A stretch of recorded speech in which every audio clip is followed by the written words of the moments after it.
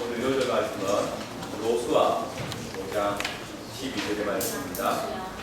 제가 다시 한번 공부해드리겠습니다. 그 땅 소산을 도는 다음 날에 만나가 그쳤으니 이스라엘 사람들이 다시는 만나를 얻지 못하였고 그 해에 가나안 땅의 열매를 먹었더라.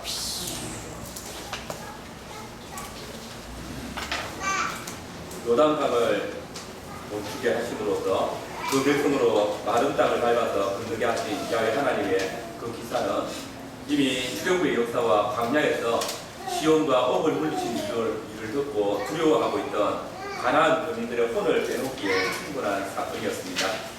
지금까지 하나님의 역사와 권능은 단지 소문으로만 들어왔었는데 강둑을 차고 넘치던 요단 강물이 순식간에 멈추었고 강바닥이 마른 땅이 되고 이스라엘 백성들이 마른 강바닥을 밟고 건너는 그 광경을 여리고 백성들이 눈앞에서 보았습니다. 그야말로 가나안 족속들에게 있어서는 기절 축복을 할 노릇이었을 것입니다. 이렇게 하나님께서는 가나안 족속들을 전쟁도 치르기 전에 낙담하도록 만드셨고 또 당신의 백성들에게는 큰 담력을 얻게 하시고 더욱 하나님을 의뢰함으로 전국 전쟁에 참여할 수 있도록 인도하여 주셨습니다. 자, 그런데 그때 야훼 하나님께서 또 한 번 이해할 수 없는 명령을 내리셨습니다. 하나님께서 여호수아에게 너는 두싯돌로 칼을 만들어서 이스라엘 자손들에게 가서 다시 할례를 행하라 명령하시는 것입니다. 여러분, 이것은 완전히 자살 행위와 같습니다. 지금 이스라엘 백성들은 요단강을 건너서 여리고 광야 앞에 서 있습니다. 적들이 지금 그 눈앞에 있다는 것입니다. 할례를 행하는 것이면 적들이 쉽게 쳐들어올 수 없는 강 저편에서 하라고 하실 것이지 왜 지금 여리고 광야 곧 적들의 눈앞에서 행하라고 하시는 것입니까? 여러분, 할례가 무엇입니까? 그것은 이스라엘 백성들이 하나님의 언약 백성을 표징으로서 남성의 생식기에 표피를 끊어내는 것입니다. 이제 전쟁을 치러야 할 남자들이 그 양피를 뺀다면 적의 기습을 받았을 때에 어떻게 하라는 것입니까? 우리는 이미 창세기 34장에서 야곱의 두 아들 레위와 시므온이 세겜 족장 아들이 자기 여동생 디나를 강간한 사건으로 인해서 그들과 하찮은 척하면서 세겜 족속들에게 할례를 행하라고 이야기하고 그들이 할례를 행했을 때 3일쯤 지나서 곧 그들이 이 할례로 인해서 거동이 불편할 때에 그들을 쳐서 침멸했던 사건을 기억하지 않습니까? 그런데 이런 할례를 이스라엘 전체 남자가 그것도 바로 적진 앞에서 행한다는 것은 곧 죽음을 의미하는 것이나 다를 것이 없습니다. 그런데 여러분, 이 일은 바로 야훼께서 이스라엘의 믿음을 살피는 것입니다. 저 오늘 이거 본문의 말씀을 중심으로 하나님께서는 약속의 땅에 들어온 이스라엘에게 두 가지 언약의 표, 곧 할례와 그 땅의 소산을 주셨다라는 주제로 말씀을 전하겠습니다. 우리는 먼저 약속의 땅에서 할례를 명하시는 하나님의 명령을 듣습니다. 오늘 2절의 말씀은 하나님께서 이스라엘 백성들에게 할례를 명하신 시점을 분명하게 이야기해 주고 있습니다. 그때에 곧 하나님께서는 온 가나안 거민들이 당신의 권능을 보고 공포에 질려 있을 때, 곧 그들의 마음이 높고 낙담하였을 때에 이스라엘 자손들에게 할례를 명하셨습니다. 또 할례를 명하신 이유도 본문에 나와 있습니다. 4절 이하의 말씀을 보시면 이스라엘 백성들이 범죄함으로 출애굽한 후 40년 동안 약속의 땅에 들어가지 못할 때 그들이 광야에 있었기 때문에 할례를 받지 못했다라고 기록하고 있습니다. 그러나 여러분, 문제는 이 할례의 시기가 왜 하필이면 적진 아래서 곧 요단강을 건너기 위해 하여야 하느냐는 것입니다. 아무리 하나님의 권능을 보고 떨고 있는 가나안 족속들이지만은 그들은 정말 호전적인 족속들입니다. 민수기 13장을 보면 가나안 땅을 정탐했던 12 정탐꾼들 중에 여호수아와 갈렙을 제외한 10명의 정탐꾼들이 이스라엘 백성들에게 했던 말이 무엇입니까? 우리는 그들을 치지 못한다. 그들이 얼마나 강하고 신체가 건강한 줄 아느냐? 그들의 성읍이 얼마나 견고하고 강한 줄 아느냐? 그들은 네피림이라 우리는 스스로 보아도 그들 앞에 메뚜기 같다라고 그렇게 보고하지 않았습니까? 그런 가나안 족속들이 이스라엘 백성들이 할례를 행하고 천막에 누워서 꼼짝하지 못하고 있다면 그 사실을 알게 된다면 대번에 칼을 들고 쳐들어오지 않겠습니까? 이 소문을 들었을 때 녹았던 간담이 힘을 얻고 땅에 떨어졌던 그 사기가 하늘을 찌르지 않겠습니까? 이쯤 되면 저들의 부모들이 먹을 것이 없을 때 불평했던 것처럼 이제 이 이스라엘 백성들이 애굽에 내장지가 없어서 우리를 이렇게 인도하여 내었느냐라고 불평하지 않겠습니까? 그들 부모들이 가나안 족속이 강하고 우리는 그것을 이길 수 없다는 것을 말을 들었을 때에 우리가 애굽 땅에서 죽었거나 이 광야에서 죽었다면 좋았을 것을 어찌해서 야훼가 우리를 그 땅에서 인도하여 내셔서 칼에 망하게 하려고 하느냐, 우리 처자가 사로잡히게 하려니 애굽으로 돌아가는 것이 맞지 않겠느냐라고 했던 것처럼 불평하고 하나님을 원망하며 지금 이 대적의 목전에서 우리에게 할례를 행하게 하시는 것은 하나님께서 우리를 아예 가나안 족속들의 밥이 되게 하시기 위해서다라고, 우리를 아예 멸절시키기 위해 작정하신 것이 아니냐라고 그렇게 불평하지 않겠습니까? 실상 그 부모들의 상황보다 더 현실적이고 더 비겁한 상황이 지금 이 시점입니다. 그러나 여러분 보십시오. 이스라엘은 바로 그 적의 견고한 성 앞에서 진을 치고 할례를 행합니다. 지금 그들은 더 이상 잠잠 대팀 같은 가나안 족속들을 보지 않고 있습니다. 원수들이 사라진 것도 아니지만 그 장대한 원수들의 목전에서 할례를 행하고 3일 4일 끙끙거리며 누워 있어야 됩니다. 그러나 그들은 더 이상 자신들이 메뚜기 같다고 생각하지 않았습니다. 그들은 도리어 자신들과 함께 하시고 놀라운 능력으로 강야를 지나게 하시며 요단강을 마른 땅까지 건너게 하시는 그 야훼 하나님의 말씀에 귀 기울이고 있습니다. 하나님의 생각이 무엇이고 그분의 뜻이 무엇일지, 하나님께서 왜 우리에게 할례를 명하게 하시는지 그 뜻에 귀 기울이고 있습니다. 그분의 말씀이라면, 그분의 뜻이라면 비록 지금 눈에 열매가 보이지 아니할지라도 순종하는 것이 이 세상을 이길 힘이라는 것을 그들은 알았던 것입니다. 하나님께서 우리에게 말씀하실 때에 그 시험과 옥이 우리를 이기지 못했던 것처럼 하나님께서 지금 우리에게 명하신다면 할례를 행한다 할지라도 대적이 우리를 이길 수 없다는 사실을 그들은 그 믿음의 행위를 통해서 고백하고 있는 것입니다. 그렇습니다. 하나님께서 여리고성 입구에서 이스라엘 백성들에게 할례를 명하신 것은 이미 이스라엘 백성들의 믿음의 행위를 보았기 때문입니다. 하나님의 언약을 소망하면서 그 언약을 따라 살기를 간절히 원하는 그 믿음을 보았기 때문입니다. 하나님의 약속을 듣고 믿음으로 그 흘러넘치는 요단강을 마른 땅처럼 걷는 그 백성들을 보실 것입니다. 아시는 것처럼 할례는 창세기 17장에 하나님께서 이스라엘 조상 아브라함과 언약을 체결하시며 그 약속의 표징으로 명하신 것입니다. 하나님께서 아브라함에게 나타나셔서 그의 이름을 열국의 아비 곧 아브라함으로 바꾸신 후에 그와 그의 대대 후손 사이에 언약을 맺고 큰 민족이 되게 할 뿐만 아니라 이 가나안 일경을 기업으로 주시겠다고 약속하셨습니다. 그리고 그 약속의 징표로 할례를 명하셨습니다. 그러나 여러분, 출애굽한 광야 1세대 백성들은 하나님을 의뢰하지 아니하며 범죄함으로 인하여서 40년 동안 광야에 있었습니다. 그들은 애굽을 더 그리워하는 자들이었습니다. 그러므로 그들을 통하여서 난 자손들은 애굽의 수치를 그대로 덮어쓰고 있는 자들입니다. 할례 없는 자인 것입니다. 그러므로 하나님께서는 이 범죄한 자의 자손들에게 약속의 표를 주시지 않았습니다.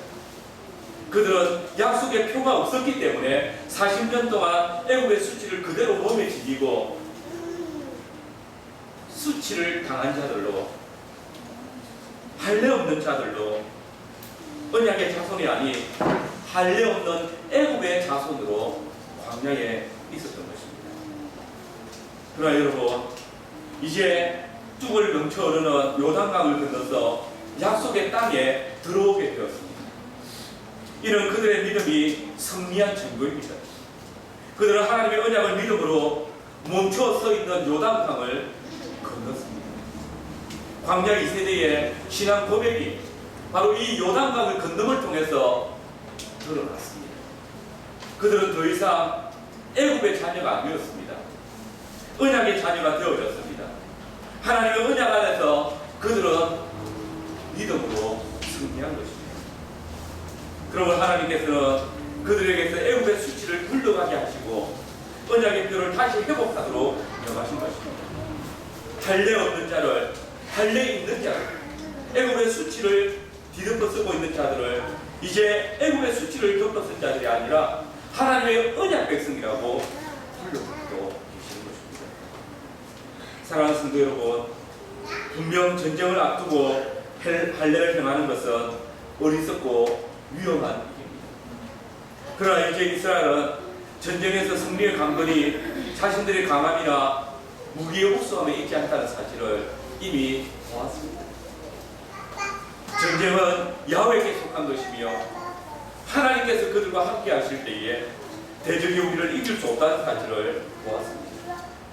놀라운 권능으로 그 선진들을 애굽 땅 종되었던 집에서 인도하여 내시고 광야 40년 동안 양식과 의복이 신이 떨어지지 않도록 역사하시고 요단 동편 아모리 사람 두 왕 시온과 옥을 침멸하시도록 역사하시는 그 하나님, 요단강을 멈추게 하시고 그 백성들을 완전히 인도하시는 하나님. 그러므로 이제 이스라엘은 적진 앞에서 할례를 명하시는 그 하나님의 뜻을 순종함으로써 전쟁의 승패가 전적으로 야훼 하나님께 달려있음을 하나님께 맡기며 승리에 열중하며 쓸 것을 그들은 할례를 통해서 드러내고 있는 것입니다. 온 백성이 할례를 다 마쳤을 때에 하나님께서 여호수아에게 말씀하십니다. 내가 오늘날 애굽의 수치를 너희에게서 물러가게 하였다. 사랑하는 성도 여러분, 할례를 행지 않는 것은 애굽 사람과 똑같다는 말입니다. 그러므로 40년의 광야 생활에서 애굽의 수치를 그대로 가지고 있는 이스라엘을 버리지 아니하시고 은혜로 인도하시며 지켜주셨던 것은 순전히 하나님의 은혜의 역사입니다. 하나님께서는 애굽의 수치를 가지고 있는 애굽 사람과 같은 이 백성들을 그저 은혜로서 지키시고 보호하시며 광야의 길을 지날 수 있도록 도와주셨던 것입니다. 그리고 하나님께서는 바로 이 약속의 땅 입구에서 가나안의 축복을 누리게 될 목전에서 할례를 명하심으로써 이제 너희가 이 하나님의 백성으로서 언약 백성으로서 언약 백성의 표를 가진 자들로서 나의 영광과 축복을 누릴 수 있을 것을 분명하게 보여주시는 것입니다. 여러분, 이 말씀은 우리의 신앙에 매우 중요한 의미를 던지는 말씀입니다. 곧 약속의 표를 가지지 않고는 약속의 땅에서 축복을 누릴 수 없다는 사실을 주님께서는 이 할례를 통해서 말씀하고 계시는 것입니다. 여러분, 언약의 표, 곧 세례를 받고 성찬에 참여하는 것이 무조건 축복을 누리는 것이 아니지만 또한 언약의 표를 가지지 않고서는 하나님의 약속의 축복을 결단코 누릴 수 없다는 사실을 잊지 마십시오. 여러분, 이 언약의 원리는 신약의 왕의 혼인잔치 비유에서 그대로 드러납니다. 잔치에 참여한 자라고 그 잔치에 참여한 합당한 표, 곧 예복을 입지 않은 자는 왕에 의해서 쫓겨나게 됨을 주님께서는 분명히 말씀하셨습니다. 그런데도 오늘 교회 안에 이 언약의 표의 세례를 가볍게 여기는 자들이 있습니다. 물론 세례가 반드시 구원의 표가 되는 것은 아닙니다. 그러나 분명한 것은 언약 안에 속해 있으면서도 언약의 표를 가볍게 여기는 자는 결단코 주의 나라에 들어갈 수 없다라고 주님께서는 말씀하십니다. 기회를 얻지 못하여서 언약의 표를 받지 못한 자는 그 하나님의 언약에 향한 믿음으로 말미암아 약속의 축복을 누리겠지만 이 언약의 표를 가볍게 여기므로 언약의 표를 받지 않는 자는 하나님께서 그 주신 언약의 표를 멸시하고 인하여서 도움이 없는 것입니다. 하나님께서는 내 집에 들어올 때에 합당한 언약의 표를 가진 것을 말씀하셨는데 그것을 스스로 거부했기 때문에 하나님께서는 내 집에 들어올 수 없다라고 혼인잔치에 들어왔다 할지라도 예복을 입지 않았기 때문에 나가라고 말씀하시는 것입니다. 여러분 기억하십시오. 그 집에 들어감을 깊이 사모하지 않는다면 그 집에 들어갈 예복을 갖추지 않는다면 이는 실상 믿음 없는 자와 같습니다. 하나님을 알지 못할 뿐만 아니라 믿음이 있다고 하나 실상은 죽은 믿음을 가진 것입니다. 여러분 언약의 표를 가볍게 여기지 마십시오. 언약의 표를 가볍게 여기는 것은 실상 하나님의 언약을 믿지 않으므로 스스로 취하는 것입니다. 민수기 13장에 하나님께서는 가나안 땅이 참으로 약속의 땅임을 그 약속의 표인 과실들을 통하여서 보여주셨습니다. 그러나 광야 1세대 부모들은 하나님께서 보여주시는 이 언약의 표인 과실들을 가볍게 여겼습니다. 하나님께서는 그 땅을 주시마 하신 언약과 그 언약의 표인 그 땅의 실과들을 가볍게 여긴 그 조상들의 결국이 어떠합니까? 그들은 그때에 그 땅에 들어가면 우리가 죽을 것이라고 살기 위해서 그 약속의 땅에 들어가지 않겠다라고 불평했습니다. 살기 위해서 하나님의 언약의 표인 젖과 꿀이 흐르는 땅의 풍성한 과실을 멸시했습니다. 그러므로 하나님께서는 그 언약의 표인 과실을 멸시하는 그 광야 1세대들을 그들이 원하는 광야에서 죽게 하셨습니다. 여러분 적진에 대야 할래 그것은 분명히 미친 짓입니다. 죽음을 작정한 것입니다. 그러나 이스라엘 백성들이 하나님의 약속의 말씀을 듣고 믿음으로 할례를 행할 때에 곧 그 죽음에 참여할 때에 그들은 죽은 것이 아니라 애굽의 수치를 불겨내고 하나님께서 주신 약속의 땅의 주인이라는 새로운 신분을 획득하게 되는 것입니다. 이 땅을 주신 그 하나님의 약속의 표를 받음으로써 그 땅의 주인으로서 살아가게 되는 것입니다. 일제의 잔혹한 고문 앞에서 공산당의 총칼 앞에서 오직 나와 내 집은 야훼 하나님만을 승리하겠다고 고백했던 우리의 믿음의 선진들이 그 신앙 고백이 바로 적진 앞에서 할례를 행한 이스라엘의 신앙 고백과 같습니다.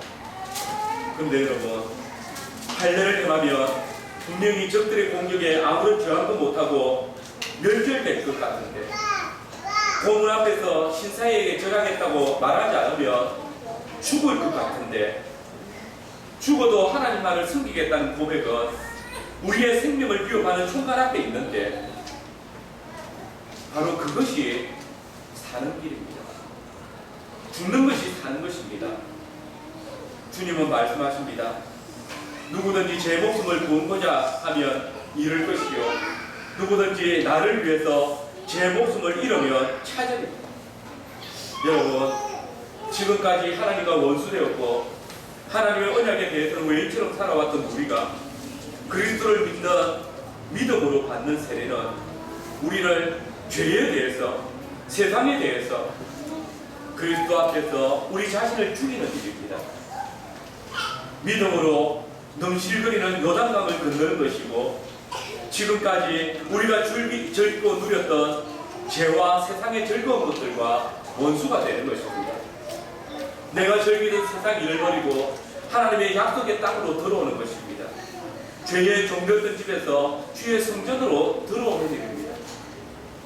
사실 이 개혁한 세상에서 죄에 대해서 자신을 죽이는 일은 쉽지 않습니다. 이 세상에서 주의 복음을 따라 살아가는 것은 실상 세상에 대해서는 죽음을 각오해야 되는 일입니다.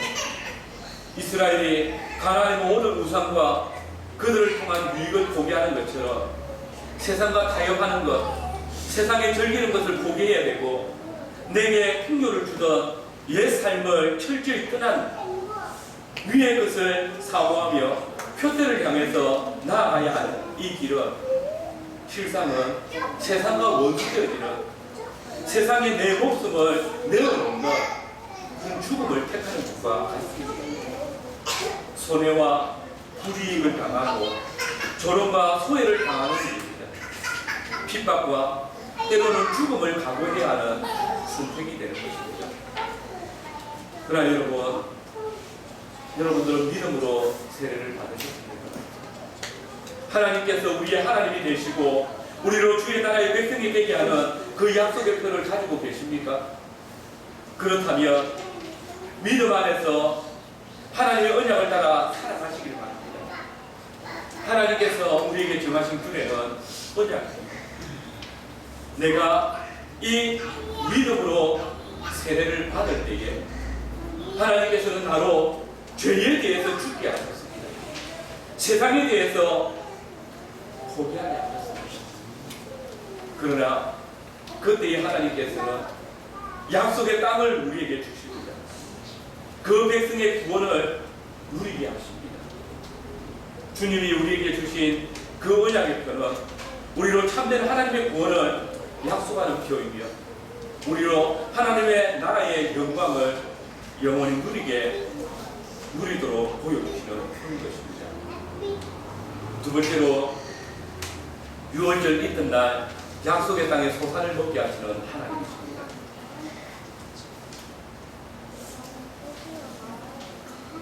이스라엘 백성들이 가나안에 들어온 날은 정월 10일입니다. 그리고 그들은 할례를 행하고 낫기를 기다렸습니다. 백성들이 언제 할례를 행하였는지 정확하게 알 수 없지만 낫기를 기다린 후 그 달 14일에 그 백성들이 유월절을 지켰음을 알 수 있습니다. 여러분, 유월절은 아시는 것처럼 정월 14일입니다. 이렇게 볼 때에 이스라엘 백성들은 요단강을 건너자마자 할례를 행하였고 그리고 할례의 아픔이 회복되자마자 유월절을 지켰음을 우리에게 기억하게 됩니다. 여러분, 길갈에서 할례의 고통이 사라짐으로 이스라엘 백성들은 그들의 모든 애굽의 수치가 물러나고 새롭게 되었습니다. 애굽의 수치가 물러나고 새롭게 거듭난 이 백성들은 이제 벌의 감격을 만끽하면서 유월절 절기를 지켰습니다. 이스라엘 자손들이 길갈에 진쳤고 그 달 14일 저녁에는 여리고 평지에서 유월절을 지켰습니다. 하나님께서는 이스라엘 백성들이 광야에서 하나님의 말씀에 불순종할 때 그 백성들에게 완전한 언약의 교제를 허락하지 않았습니다. 그 언약의 표적이 되는 할례를 광야 40년의 세월 동안 시행되지 않도록 하심으로써 그들에게 언약 백성이라는 표가 사라지도록 하셨습니다. 그들은 비록 애굽 땅 종되었던 집에서 구원함을 받았지만 여전히 애굽의 수치를 가진 애굽 땅을 더 그리워하는 애굽의 자손들인 것입니다. 애굽의 종의 신분으로 광야에서 살아가고 있는 것입니다. 그들이 새롭게 되지 못한다면 그들은 약속의 땅의 축복을 누릴 수가 없는 것입니다. 그러나 이제 그 백성들이 하나님의 말씀을 청종하여서 요단강을 건넜을 때에 하나님께서는 지난 40년 동안 그 백성들을 듣고 있었던 애굽의 수치를 벗겨주셨습니다. 할례를 행하도록 함으로써 그 약속의 땅을 누릴 수 있도록 허락하여 주셨습니다. 이제 이 백성들은 언약의 표를 회복하였습니다. 그런데 하나님께서 그 백성들에게 놀라운 은혜를 주셨습니다. 그것이 무엇입니까? 곧 그들로 하여금 유월절, 곧 그 백성들로 하여금 이제 애굽의 수치에서 이끌어 내신 것입니다. 진실로 주께서는 친히 당신이 이스라엘 하나님이 되시는 가장 큰 표적인 유월절을 그 백성들로 하여금 지키게 하셨습니다. 이스라엘의 애국 땅 종교적 신분을 벗어난 그의 백성으로 이제 살아갈 수 있도록 유월절을 지키게 하시는 것입니다. 그 조상들이 애국의 수치를 벗었던 그 유월절은 애국의 수치를 벗은 그 할례를 행함으로써 이제 유월절에 참여하고 있는 것입니다. 그러나 하나님께서는 그 백성들이 하나님의 구원을 기뻐하지 아니하고 그 부모들이 그 구원을 감사하지 아니할 때에 도리어 불평하고 불만할 때에 애국의 수치를 그대로 뒤집어쓴 채 광야에서 멸절되기까지 유리방황하게 하셨습니다. 애국의 수치를 벗기를 싫어하는 자들은 그 애국의 수치를 뒤집어 쓰고 죽을 때까지 언약의 교제를 누리지 못하도록 하신 것입니다. 그러나 이제 유월절을 다시 지킬 수 있도록 명하셨습니다. 이는 하나님께서 그 백성들과의 신령한 교제를 회복하셨다는 표입니다. 이스라엘 백성들은 할례를 행하였던 그 장소에서 유월절을 지켰습니다. 애굽의 수치를 끊어내고 이제 새로운 피조물로서 유월절 절기를 지키고 있는 것입니다.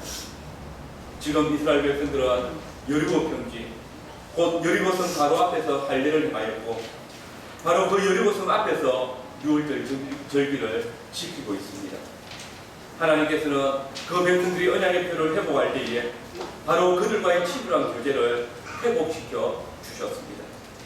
첫 번째 유월절을 통해서 애굽장 종교였던 집에서 인도함을 받은 이스라엘이 이제 애굽의 수치를 완전히 씻고 광야의 죄와 허물에서 인도함을 받고 하나님의 백성으로서 그 언약의 교제에 부르심을 받은 것입니다. 이스라엘 백성들은 생각했습니다. 40년 전 야훼께서 그 큰 능력과 건세로서 이스라엘을 애국장 종벽진 집에서 인도하여 내신 것처럼 이제 이 약속의 땅을 당신의 큰 능력과 건세로서 우리에게 주실 것이라고, 이 유월절이 이스라엘의 구원의 날인과 동시에 주의 구원의 열매인 약속의 땅을 얻는 날이라고 그들은 고백했을 것입니다. 그 증거가 무엇입니까? 바로 그들이 유월절 이튿날에 그 땅의 소산을 먹었다는 것입니다. 유월절 이튿날에 그 땅 소산을 먹되 그날의 무교범과 볶은 곡식을 먹었습니다. 여기서 이 그 땅의 소산을 먹었다는 것은 이제 그 백성들이 만나를 먹지 않게 되었다는 것입니다. 여러분 아시는 것처럼 유월절은 가나안 땅에서 보리 추수를 시작할 때 절기입니다. 그런데 여리고 성읍의 사람들이 이 평지에서 추수를 시작하려다가 이스라엘 백성들이 요단강을 건너올 때에 두려워서 자신들의 논밭 그리고 그 안에 있는 양식들을 버려두고 도망했던 것입니다. 지금 그 땅의 소산들은 하나님께서 믿음으로 할례를 행한 이스라엘 백성들에게 주시는 전리품과 같은 것입니다. 우리의 사업은 혈과 육에 속한 것이 아닙니다.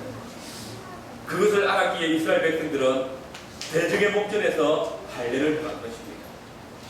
믿음의 전투는 오직 믿음으로 승리를 획득합니다.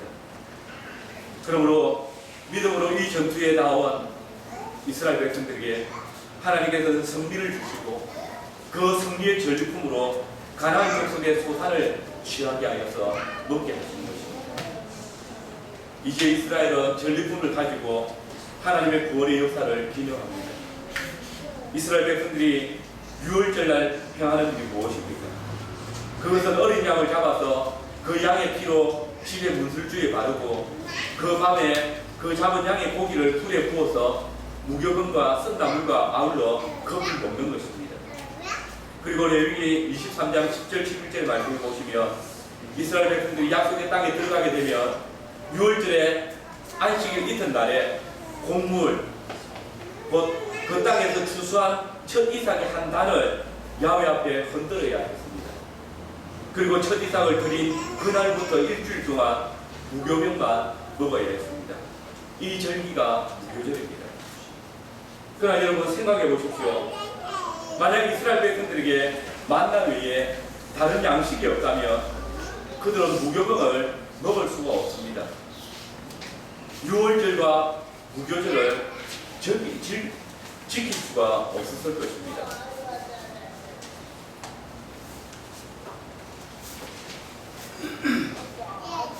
그리고 약속의 땅에 들어왔지만은 그 땅에 곡식이 없다면 이스라엘 백성들은 온전한 방법, 곧 야훼의 명하신 바를 따라서 곡식의 첫 단을 야훼 앞에 흔들어 드릴 수가 없었을 것입니다. 그러나 보십시오. 마치 그의 그 땅 소산이 이미 자라서 익기 시작할 무렵에 야훼 하나님께서는 그 백성들로 하여금 요단을 건너서 약속의 땅으로 인도하여 들으셨습니다. 그리고 유월절을 지키며 무교절에 하나님의 명령대로 그 곡식의 첫 단을 야훼 앞에 흔들어 드릴 수 있도록 하셨습니다. 하나님께서는 그 백성들에게 언약을 회복시켜 주실 뿐만 아니라 그때에 당신 앞에 온전히 믿음으로 나올 수 있도록 당신이 정하신 규례를 따라서 예배할 수 있도록 모든 길을 열어주셨던 것입니다. 여러분, 얼마나 시적절한 하나님의 인도이며 또 공급이십니까? 그들이 그 땅의 소산을 먹기 시작하자 그 다음 날부터 만나가 그쳤습니다. 이런 자기 백성을 향하신 하나님의 섬세한 사랑과 자비입니다. 야훼 하나님께서는 그 백성들이 광야의 가을 동안에 만나로서 그들의 일용할 양식을 채워주셨습니다. 이는 그 백성들이 정상적인 방법으로 양식을 얻을 수 없기 때문에 하나님께서는 특별한 방식으로 그 백성들을 먹이며 입히신 것입니다. 그리고 약속의 땅에 들어와서 그 땅의 소산을 얻을 수 있게 되어졌을 때 하나님께서는 만나를 끊으셨습니다. 야훼 하나님께서 지난 40년 동안 내려주셨던 만나를 금지케 하셨습니다.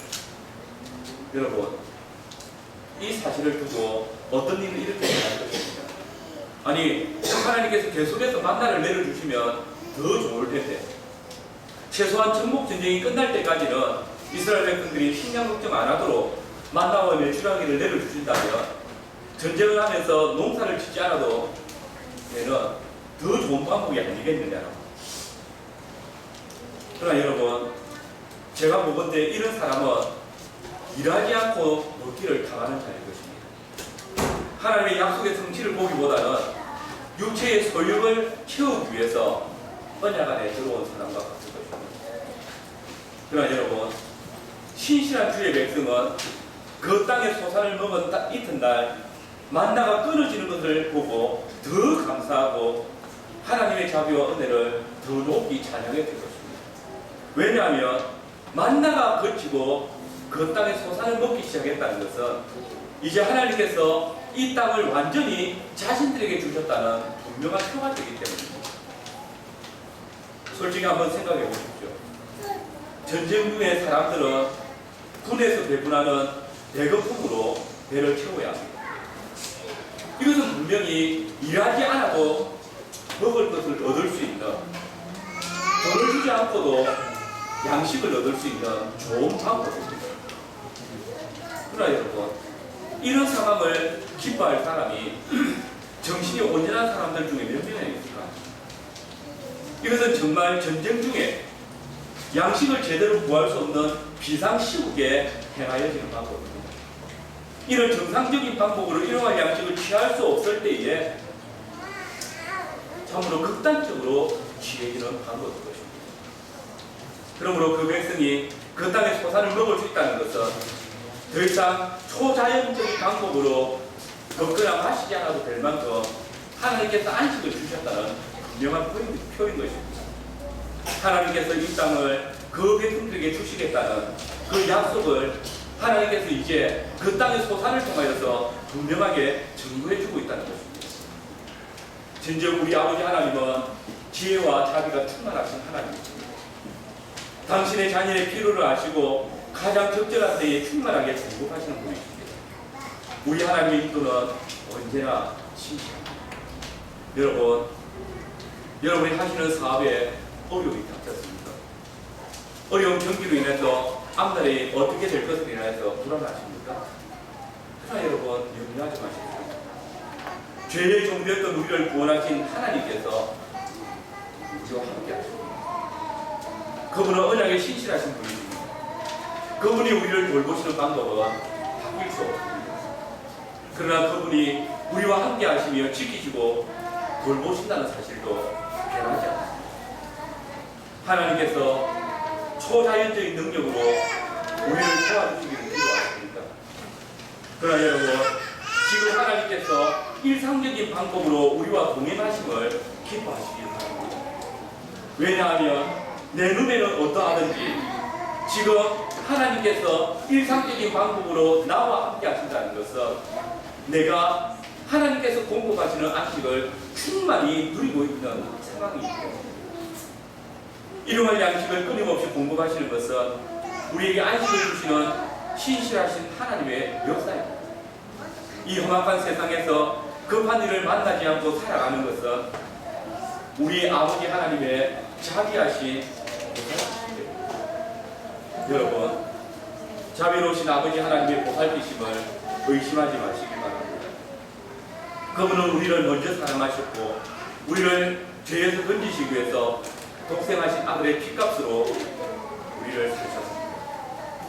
당신의 피로 값주고 사신 우리를 그분이 장중보호처럼 지키시고 도와주시지 않겠습니까? 그 자녀의 필요를 적절하게 공급하시지 않겠습니까? 보십시오. 지금 이 백성들이 할례를 행하고 유월절을 지키고 소산을 먹은 것은 어디입니까? 그것은 바로 길갈입니다. 여리고 평지입니다. 가나안 대적들의 목전에서 그들은 먹고 마시고 있습니다.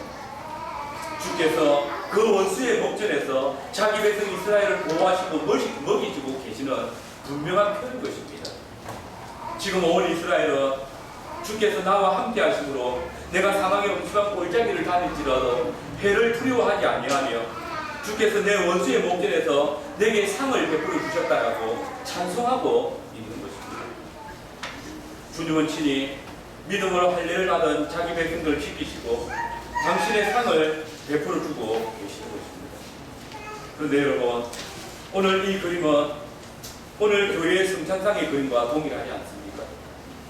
곧 죄와 사망의 근세 가운데 거하던 저와 여러분들을 그 약속의 말씀으로 구원해내시고 이 시간도 이 약속에서 믿음의 전투에서 승리하고 나온 저와 여러분들에게 주의 상을 배설하여 주고 계십니다.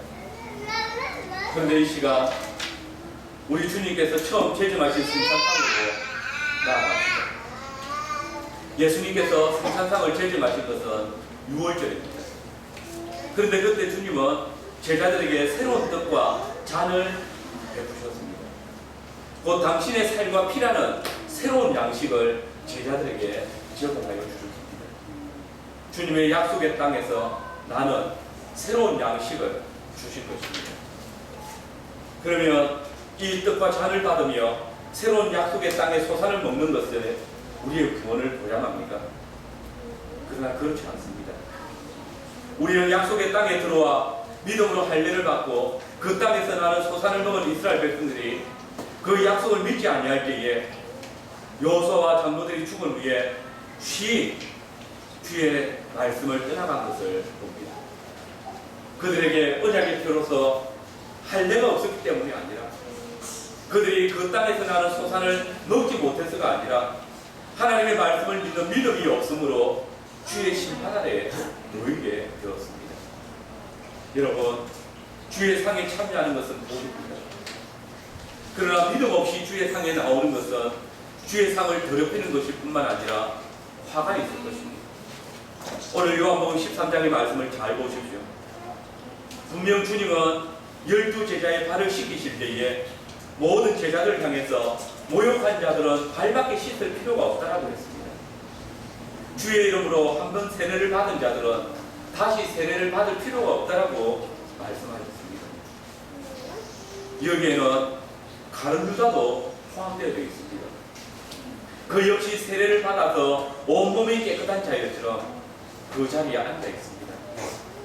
그러나 주님은 분명한 경고를 주셨습니다. 너희가 다 깨끗하나 그러나 다는 아니야. 이는 가룟 유다에게 경고의 언급입니다. 그가 받은 세례가 구원을 확정하는 것이 아니라는 것입니다. 성찬도 마찬가지입니다. 요한복음은 비록 성찬상이 펼쳐지는 장면을 상세하게 우리에게 그려주고 있지 않지만 우리가 이 장면을 다른 복음서와 비교해서 살펴볼 때에 주님이 성찬의 떡과 잔을 가룟 유다에게 주었음을 분명히 보여줍니다. 곧 26절 이하의 말씀에 보면 주님은 떡 한 조각을 취하여서 가룟 유다에게 주시면서 네 할 일을 속히 하라고 분명하게 다시 한번 경고하였습니다. 그러나 30절 말씀을 보면 유다가 그 조각을 받은 후에 나가서 주님을 대제사장들과 서기관들에게 팔아 넘겼음을 보여줍니다. 그는 주님의 경고의 말씀을 믿음으로 영접하지 않았습니다. 죄를 뉘우치지 않았고 회개하지 않았습니다. 그가 주인의 상에 참여했지만 믿음 없이 주의 마음에 참여할 때에 그에게는 아무런 유익이 없었습니다. 여러분, 말씀을 영접하지 않는 자라도 세례를 받고 성찬에 참여하면 믿음의 유익이 있을 것이라고 생각하지 마십시오. 누가복음 13장 25절에서 27절의 말씀에 보면 주님 앞에 먹고 마신 자들이 몰려와서 주님의 가르침을 받은 자들이 주님 앞에 나와서 우리는 주 앞에서 먹고 마셨고 주는 또한 우리를 길거리에서 가르쳐 주셨나이다라고 말했습니다. 그러나 기억하십시오.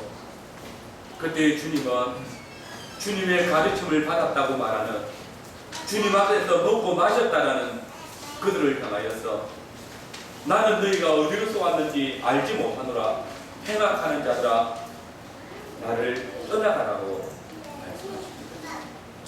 기억하십시오. 우리는 믿음 없는 세례를 의지해서 주의 몸에 연합함이 없는 성찬을 통해서 주의 나라의 영광을 누릴 수 없습니다. 세례를 통해서 주의 권세를 받고 성찬을 통해서 주의 나라의 풍성함을 믿으며 살아가는 자에게 주께서는 약속의 땅을 허락하시고 또 주의 상에 풍성한 열매를 허락하십니다.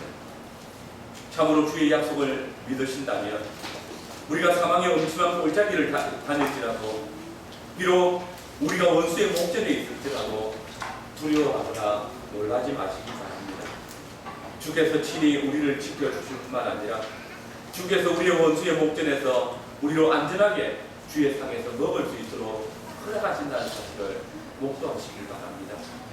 이 시간 악하고 위험한 세상 속에서 우리를 지켜주시고 보호하여 주시는 아버지 하나님께 감사를 드립니다. 그리스도 예수 안에서 우리를 사랑하시고 돌보아 주시는 아버지 하나님의 은혜를 감사하고 내일도 그 사랑을 감사하며 찬양하는 삶을 살아갑시다. 그리고 마음의 할례를 받은 자로서 언제나 언약에 신실하신 하나님의 자녀로 죄에 대해서는 영원히 죽고 의에 대해서는 추후에 의심도 없는 믿음으로 행하는 자들이 되시기를 바랍니다. 주께서 우리를 그 원수의 목전에서도 우리를 보호하시고 주의 나라의 영원한 안식과 양식으로 우리를 먹이시며 입혀 주실 것입니다.